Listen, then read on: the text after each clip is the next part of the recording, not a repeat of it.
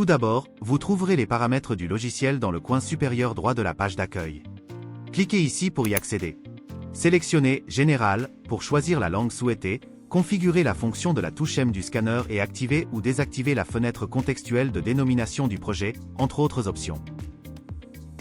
Cliquez sur « Chemin du fichier » pour définir le chemin d'enregistrement par défaut des fichiers ou des captures d'écran. Cliquez sur « Performance du PC » pour voir la configuration minimale requise. Vous pouvez également vérifier les performances de votre PC pour déterminer s'il peut exécuter RevoScan 5 Metro X sans problème. Sur le côté gauche de la page d'accueil se trouve la barre de navigation. Cliquez pour basculer entre les pages accueil, apprendre et nous contacter. Dans le coin inférieur gauche de la page d'accueil, vous trouverez l'option étalonnage du scanner. Cliquez ici pour vérifier l'exactitude du scanner et démarrer l'étalonnage.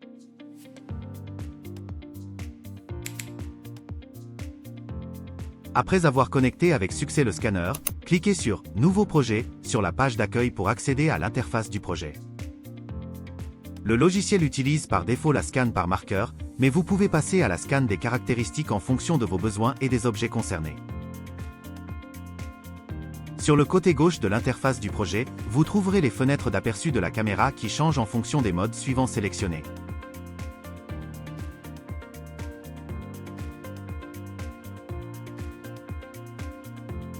Lorsque vous utilisez le mode ligne croisée ou ligne parallèle, cliquez sur « Auto » pour laisser le logiciel ajuster l'exposition des caméras de profondeur et la luminosité du laser, ou ajuster manuellement à l'aide du curseur. Lorsque vous utilisez le mode champ complet, cliquez sur « Auto » pour régler automatiquement l'exposition en profondeur ou ajuster-la manuellement à l'aide du curseur. Essayez de garder la surface de l'objet aussi grise que possible.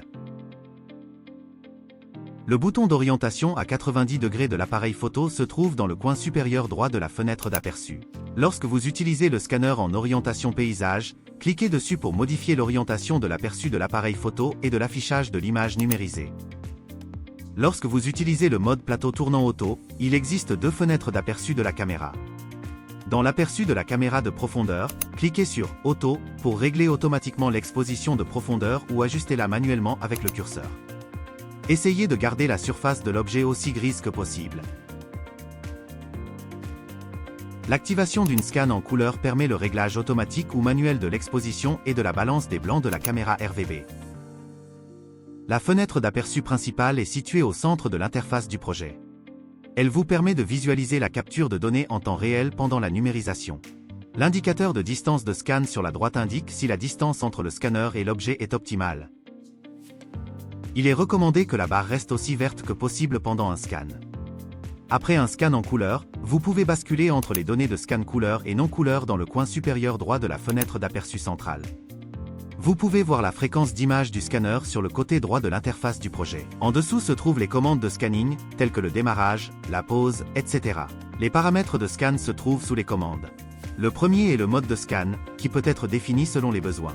Reportez-vous au didacticiel précédent pour connaître les scénarios d'application et les opérations correspondantes. Veuillez noter qu'il existe un bouton de réglage du plateau tournant lors de l'utilisation du mode plateau tournant auto. Cliquez sur le bouton pour accéder aux paramètres du plateau tournant. Vous pouvez alors connecter le plateau et configurer sa direction de rotation, l'angle d'intervalle, le nombre de rotations, etc. Vient ensuite le mode de suivi. Si vous avez initialement sélectionné le scan par marqueur, vous pouvez choisir entre le suivi de marqueurs et le suivi de marqueurs globaux. L'étape suivante est le type d'objet. Les types disponibles dépendent des modes de scan et de suivi sélectionnés ci-dessus. Si vous utilisez le mode plateau tournant auto, vous pouvez activer le scan couleur si nécessaire. Lorsque la fonction suppression des surfaces, située en bas à droite de l'interface du projet, est activée, le logiciel détecte et supprime automatiquement les surfaces planes indésirables telles que les tables ou les sols. La distance de scan ajuste la portée opérationnelle des caméras de profondeur, ce qui leur permet de ne pas tenir compte des objets indésirables à l'arrière-plan ou au premier plan.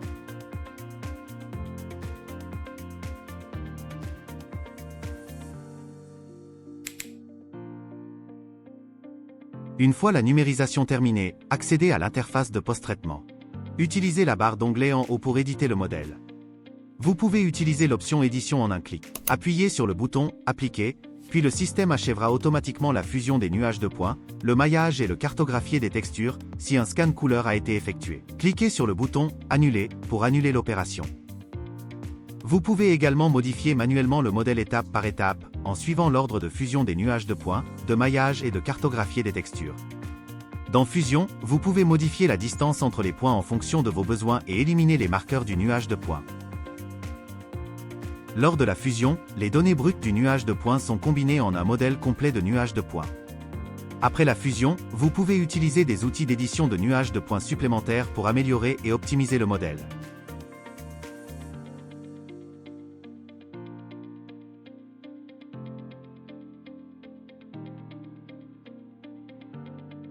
Si vous utilisez le mode de scan champ complet ou plateau tournant auto dans la scan par marqueur, vous pouvez utiliser la fonction d'optimisation de fusion pour améliorer l'effet de détail lors de la fusion du modèle. Définissez la qualité de maillage souhaitée dans Maillage pour générer un modèle de maillage.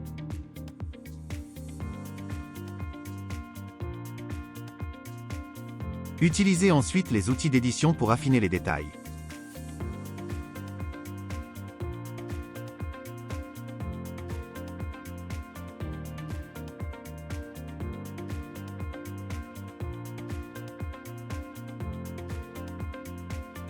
Si un scan couleur a été effectué, vous pouvez texturer le modèle après le maillage pour créer un modèle coloré réaliste.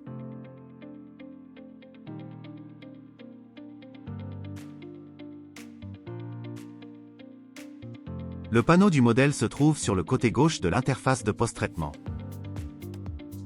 Vous pouvez utiliser la fonction édition d'image clé ici si les données ont été capturées en mode champ complet ou plateau tournant auto. La barre d'outils de sélection, située à droite de l'interface de post-traitement, vous permet de sélectionner manuellement les données non désirées pour les modifier ou les supprimer. Pour une explication plus détaillée du fonctionnement du logiciel, veuillez consulter le manuel d'utilisateur sur la page d'apprentissage. RevoScan 5 Metro X est continuellement mis à jour. Veuillez utiliser la dernière version sur le site web de Revo.